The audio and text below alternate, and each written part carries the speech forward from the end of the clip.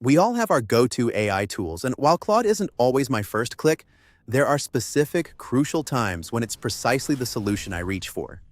Today, I'm pulling back the curtain on why Claude has earned its place in my professional toolkit, especially when it comes to refining my writing, tackling complex problems, and even dealing with persistent issues like that stubborn billing email story. We'll explore exactly where Claude shines and what you need to know to get the most out of it in your own workflow. Let's be honest. We're not supposed to have favorites when it comes to AI tools. But if you've spent any time comparing them, you probably have preferences. So, where does Claude fit in my AI family? For me, Claude isn't always my first choice. But there are times when it's exactly the tool I need, especially when I want my writing to sound polished, or when I'm stuck rephrasing a tricky section. Claude excels at making language sound more natural, concise, and human. When I'm drafting blog posts, scripting videos, or tightening up an email that's gotten a little too wordy, I'll often run it through Claude. The results? Usually a cleaner, clearer version that still sounds like me, just on a good day. Quick story.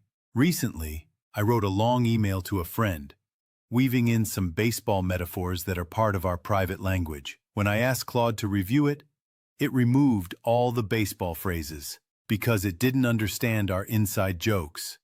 That's a good reminder.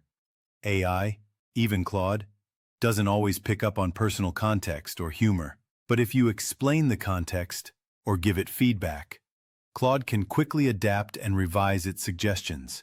From legal analysts to content creators, discover why professionals are integrating Claude into their daily workflows.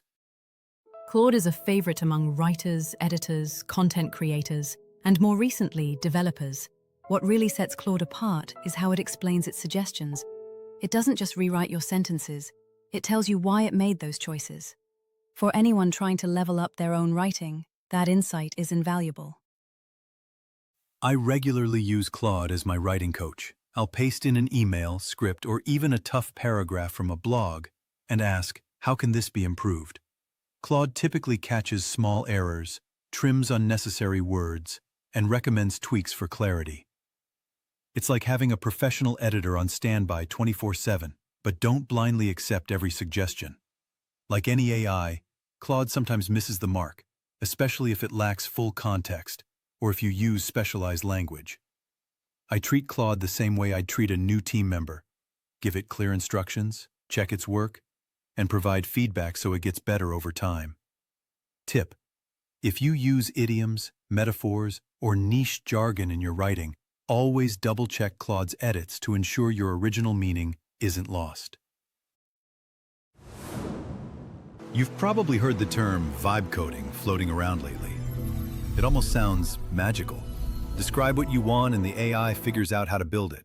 And while that sounds fun, I'd treat it as a starting point, not a final product. Unless you really know what you're doing, vibe coding can lead to serious problems, security flaws, runaway costs, and bugs you didn't even know were possible. But if you're building a quick prototype or trying to get an idea off the ground, especially as a non-developer, it's not a bad place to begin. With that caveat out of the way, it's clear the way developers work is shifting. Solo builders and AI-first creators are spending less time writing code from scratch and more time explaining what they want something to do. You describe the goal, the feel, the function, and let the AI handle the heavy lifting. And this is where Claude shines. Claude doesn't just spit out code. It listens, it reflects, it checks your logic. It's not guessing based on token patterns. It's reasoning through your request like a thoughtful colleague. You can go back and forth, adjust your ideas, and Claude stays with you the entire way. So, if you're experimenting with vibe coding, or just want a partner who can keep up with how you think, Claude might be one of the best tools out there. And in a future episode, we'll explore how to take this further, teaching Claude your coding preferences and project style so it becomes more than helpful, it becomes personalized. If you've ever played with ChatGPT's personalization features, you'll be right at home with Claude's preferences. Head into Settings, Profile, Preferences, and tell Claude how you'd like it to respond. Polite? Professional, brief, or more detailed? You can even tell it about your writing style, typical audience, or the kind of projects you work on. This is where the magic really starts.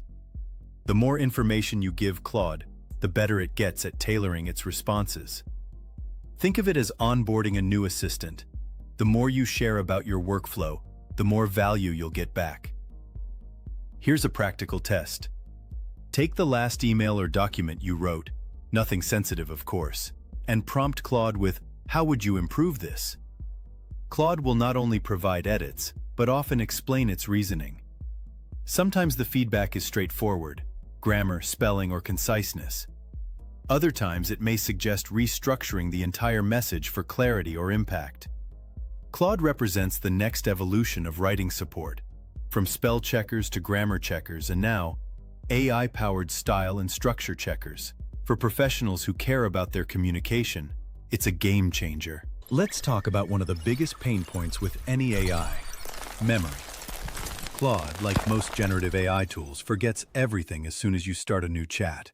If it's not part of your personalization profile, it's lost, making it tough to have long, ongoing conversations or build on previous work. That's where projects come in.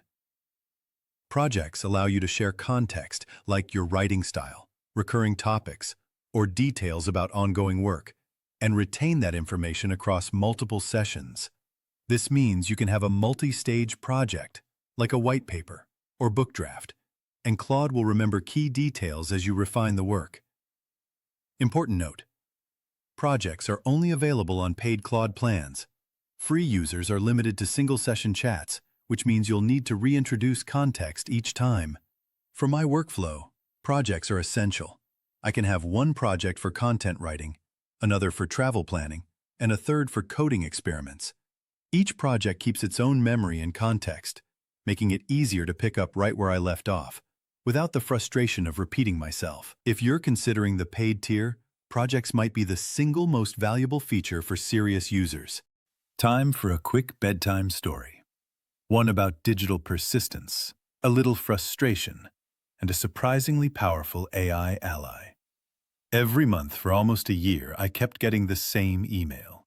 A receipt saying I'd paid my insurance bill. Same time, same format. Except it wasn't my insurance company. It wasn't even my bank. It was my email address, yes, but tied to someone else's account. Their name, their policy, their payments. Now, I had written to the billing service once before, got nothing, no response.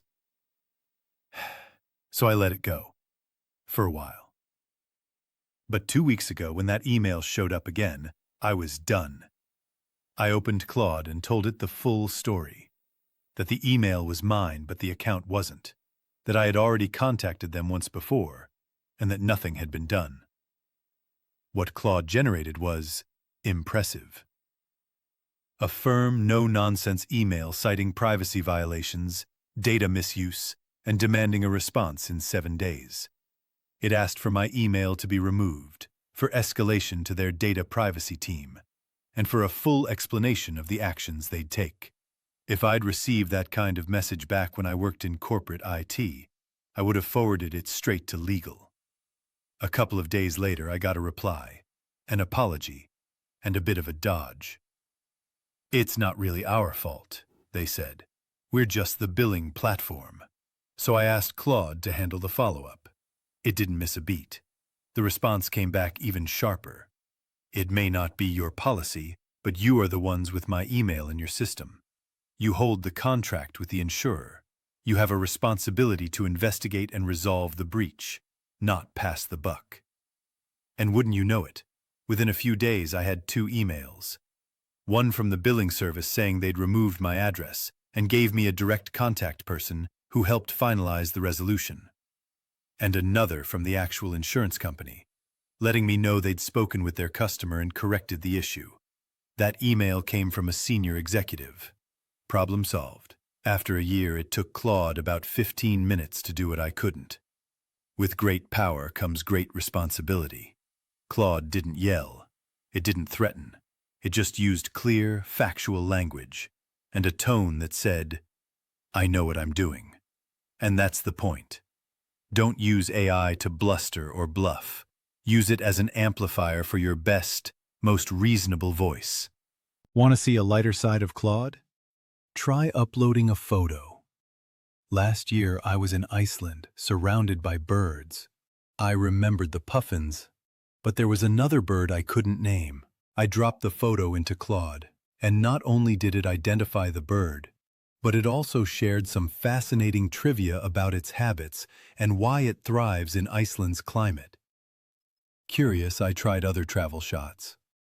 Claude sometimes identified the location down to the city or even neighborhood, especially if unique landmarks were visible. It's both amazing and a little humbling. A reminder that AI sees patterns even when we don't. Of course, it's not perfect. When I uploaded shots taken from unusual angles, say, looking down from the Sydney Eye or from a cruise ship balcony, Claude occasionally misidentified the location entirely. So, lesson learned. Tag your photos if you want to remember where you've been. And before uploading anything, always check privacy policies. Some AI tools use your images to train their models, and privacy terms can shift over time. Make sure you're comfortable with the data practices before sharing anything personal. Claude has become a favorite for developers too. It's especially useful for code review, debugging, and even brainstorming algorithms or project structures. If you're curious about AI and code, stay tuned. I'll cover this in depth in my upcoming coding series. Claude and I may never be best friends, although we are getting closer. There are times we just don't click. But like a trusty screwdriver, it's the tool I reach for when I need to get the job done, especially for editing, polishing, and refining my words. For anyone serious about communication, whether you're writing, coding, or creating content, Claude deserves a spot in your AI toolkit. Its advice is thoughtful, its explanations are clear, and its projects feature is a productivity booster for long-term work. Next week, we'll dive into Gemini. Is it a twin to Claude or ChatGPT, or is it its own thing entirely? Join me as we unravel where Gemini fits, and whether it deserves a place in your toolbox too. If you found this guide useful, consider subscribing for more in-depth, real-world insights on the latest AI tools, always tested, never hyped.